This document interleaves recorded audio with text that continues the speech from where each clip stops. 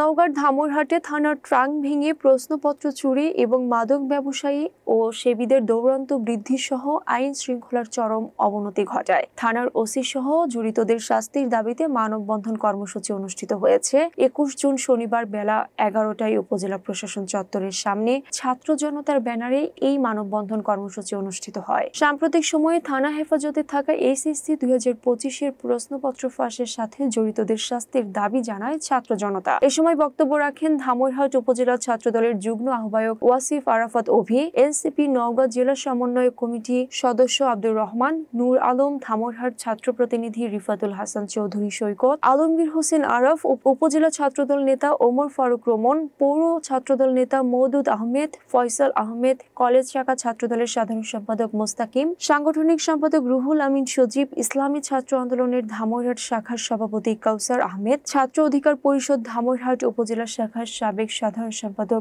এছাড়াও বক্তারা ধামইরহাটে আইন শৃঙ্খলার অবনতি ও প্রশ্নপত্র ফাঁসের সাথে জড়িতদের দৃষ্টান্তমূলক শাস্তি এবং ধামইরহাট থানা পুলিশের দায়িত্বহীনতার অভিযোগে ওসি আব্দুল মালিক সহ সংশ্লিষ্টদের অপসারণের দাবি জানানো হয়।